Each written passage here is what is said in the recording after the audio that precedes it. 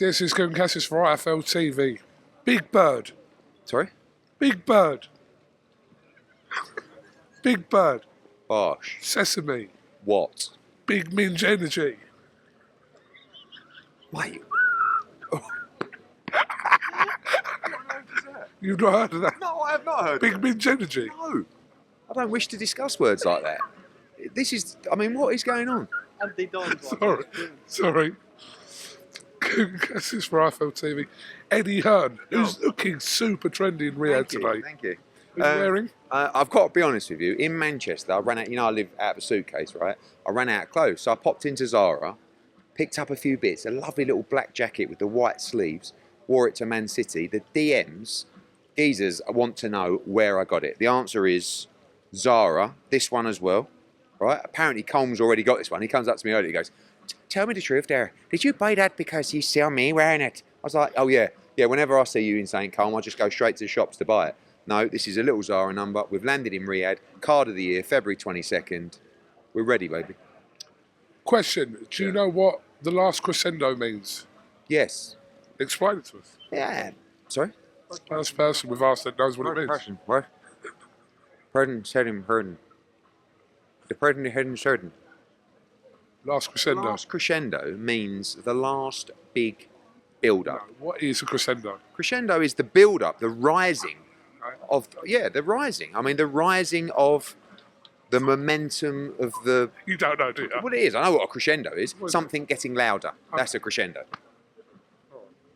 No, a lot of the fighters didn't know what it meant, that was all. Well, you know, not everyone's got an A-level in music. Bash. Okay, so we've heard a few. Right, cool. You like that one, boy? Sorry. We've heard a few whispers on the ground today. What have you heard? Is there a situation regarding Mr. Schofield? A situation in what respect? In terms of weight, is there a situation? No. I don't represent Floyd Schofield. What I believe is one of the issues, and I'll be completely honest, it's a bit of a pain in the arse. The British Boxing Board of Control operate the events out here. They have a very strict rule of a check weight on the Wednesday of fight week, right? Now, I'm not saying that rule is a bad rule, but nowhere else in the world, to my knowledge, of any major commission has that rule. So every international fighter that comes over, I mean, they should be told weeks in advance. Some actually only find out when they get there. That's not our job if it's not our fighter. But basically, and this is where I think it's a bad policy, is fighters are really focusing on making that weight for the check weight. And then they're rehydrating after the check weight. And then they're going forward to another weigh-in 2 days later. So I don't know, I can't give you the doctor's opinion of if it's good or a bad rule, but it's a rule, and that's the way it is. So all of a sudden, you've got a situation where a fighter like Floyd Schofield has to make a check weight tomorrow. He might want to train tonight. He really doesn't want to be coming to the grand arrivals going, "Hello, everybody." He's getting ready for the check weight tomorrow. That's why I believe he's not here tonight. That's a question for Golden Boy, not for Eddie Hearn. Shakur Stevenson will be here tonight. Is the fight at all in jeopardy, to your understanding? No. I mean, you know, we spoke to Golden Boy earlier, you know. Not that we believe, no. Okay. Huge card. Massive card. Huge.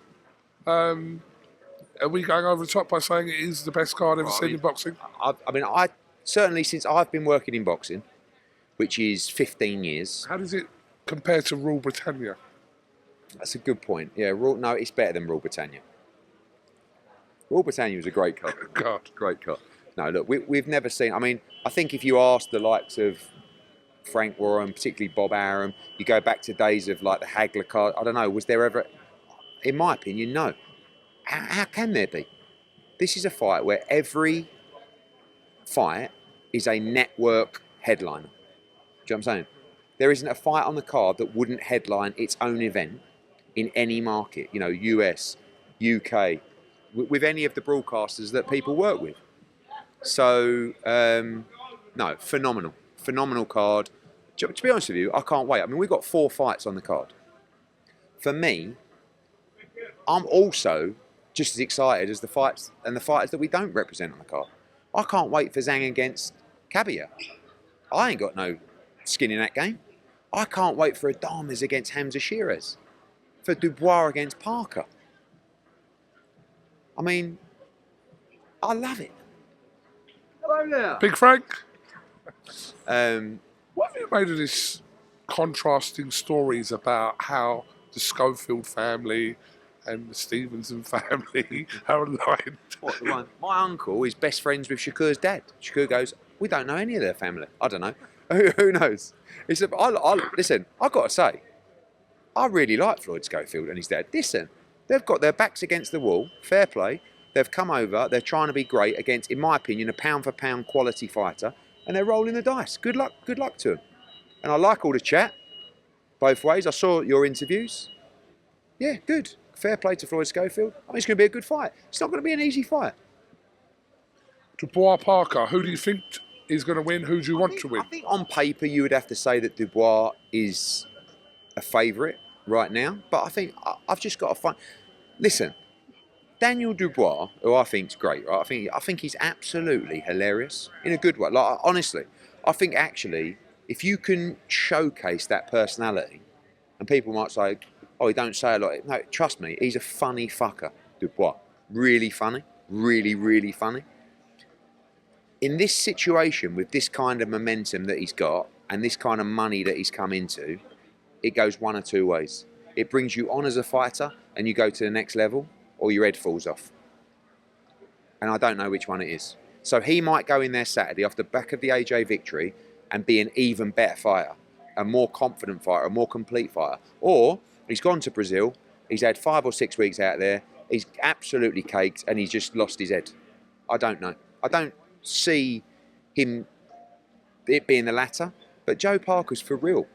Like, this is Joe's brilliant opportunity. Like, he's in a great place physically, mentally, spiritually, emotionally. He's right in the game, right in the moment. Do you know what I mean? Like, Joe's not going to be, or, you know, this wasn't quite right, or this wasn't quite right, or his head's not right. He's 100% dialed in. And for that, I believe Joe Parker will do it on Saturday night. But is it bad for you if Parker wins because you want AJ to rematch Dubois? Nothing can be bad for me. Like life or on the card? In general. The only thing that could be bad for me is if I snuff it. That's it. Everything else is fixable, solvable, laughable, jokeable. That's quite good, isn't it? And like, you must never worry or be concerned or overthink something that's completely out of your control. So I'm not going to sit there and be like, oh man, I wonder who's going to win. I mean, in a fight that I have nothing to do with as well. Just let it play out. You can play the cards you dealt. And if Dubois wins, we'd love to fight him again if it's AJ. Despite people going, oh, AJ's running scared of Daniel Dubois, you're fucking Muppets, right? Oh, you know, and right, if Parker goes and chins Dubois and knocks him out in a round, they'll go, oh, AJ won't be fighting Parker. He's already fought him, mate. He beat him when Parker was in his young prime. Parker won the heavyweight title 9 years ago, do you know? But listen, Josh will be back, and he'll be back with vengeance. So, looking forward to it. What's the matter? Just wondering who that is in the white t-shirt. Is that Adames? It's a big lump, isn't it? Joshua will be here Saturday night. He's in Dubai at the moment, I believe, yeah, and he'll be over for the fight. You believe? He was in Dubai. Oh, only for a day. Have you not still spoke to him about opponents? Yes, I was out with Josh last night. No, I wasn't really. I haven't spoken to him about opponents. I swear to you, we've not had one conversation about opponents. But post-Saturday, we will. We'll be getting the ball rolling. And we'll be planning AJ's next move. So does that mean that you will target the winner of this fight? That will be your first priority? I think, without Tyson Fury, yes, I think AJ's number one priority is to fight for the world heavyweight title. So he's not going to fight Usyk, is he? So it's Saturday night. And your plan B after that is what? Bacoli, the winner of Zhang Caballero, Deontay Wilder. I can't even tell you because there hasn't been a conversation. I don't even know. The only thing I know, granted fact, is AJ wanting to fight Fury and AJ wants to fight for the World Heavyweight title. That's it. But you're not going to wait about for Fury to decide what he's doing if he is going to decide. Listen, maybe there's a conversation in a week or 2 weeks, 3 weeks time where we just say, just to let you know, like, you definitely don't want to fight AJ in the summer, August, September. Because if you do want to come out of retirement, now's kind of like the time to do it. Otherwise, we might have to wait till next year, and then that'll probably be a never ever. So I don't know. Where does Wilder fit into all this? Nothing really. I don't even think that's. I don't know. Like I think he has to come back and have that fight. I don't think he wants to fight AJ straight off the bat. He's supposed to be having a fight. I've heard rumours of a fight, not seen a fight. Ooh. Right, just quickly. Are you concerned if Better Biev and Bivol goes... Listen, hold on. If it goes to points, will you... I'm not concerned. I'm not concerned. I'm not worried. I'm not afraid. I'm not scared. I'm not overthinking it. If it goes to the judges, it's in the hands of the judges. And ultimately, God will decide. We can't... All you can do is do your best. We feel like, and that's our job, to make sure that we feel like we've got a fair judging panel. I've watched the fight back on numerous occasions. Every time I've watched it back, Dimitri won a close fight, right? 2 rounds, I think, maybe 1 round. What I didn't like was the way that he didn't get a rubber to green on any scorecard, and how 116, 112 to Artur Beterbiev, in my opinion, was just a card that didn't exist. So we've done our job of, we feel like it's a fair judging panel. They're going to see what they're going to see. I can't influence it. I can only hope that Dimitri Bivol gets what he deserves. And I believe he should be undisputed champion, but he's not. And I can't actually believe the way he's handled it. The most remarkable answering of questions I've ever heard. Do you think you won the fight, Dimitri? I'm not saying it's not my decision who wins the fight. You know, and I know he thinks he won the fight, but he's just too proud to say it. But I liked also the way he said I wasn't myself in that fight. I wasn't 100% in that fight. But I think Beterbiev's going to start faster. He's a tremendous fighter. The first fight was one of the most enjoyable fights I've ever seen live, and this one will be too. This fight, honestly, all I can say to people watching this video is just clear all your plans on Saturday night. And honestly, wherever you are, just sit in your chair and just watch one of the greatest sporting events I believe you will ever witness. Not just the greatest night of boxing, but one of the best sporting occasions you will ever see. If you're a fight fan, this is an incredible blessing. If you've never watched boxing before, get ready to fall in love with the sport. Boots Stanios. Stanionis. Yeah, that's what I meant. What's his first name, by the way? Mantis. Yeah. So, pre-sale today in Atlantic City, flying. General sale tomorrow, right, which is Wednesday, 10 a.m. Eastern time. Don't miss it. Fight of the year for me in America. I mean, IBF, WBA, Ring Magazine, welterweight supremacy. Back to the Boardwalk Hall. What a venue. Going to fill it up. It's going to be beautiful. When was the last time you was there? Carl Froch against Andre Ward. I was there. Do you remember Cold Foot? No, actually. Oh, well, yeah, Cold Foot. Yeah, yeah. Do you know, have you heard of Carl Froch? Cold Foot? That guy, yeah. No, so last time I was there was Darren Barker beating Daniel Gill, but last time I was in the Boardwalk Hall was Carl Froch against Andre Ward. It is one, honestly, I think it's one of the best venues in the world. Do you expect Conor Benn and Eubank to sell out double quick? Double quick. The pre-orders for hospitality, absolutely mental, bigger than any stadium fight we've ever seen. Press conference next week. What is the situation with the press conference? You teased there could be more than one. Next week, the press conferences, they'll be announced in the next 48 hours. Will there be more than one? Quite possibly, old boy. Not going to tell you just yet. Who wins that Smith and Boatsy last one? Great fight. Obviously, Callum Smith, but very, very good fight. Pure 50-50 fight. I believe Callum Smith wins by stoppage between rounds 9 and 12.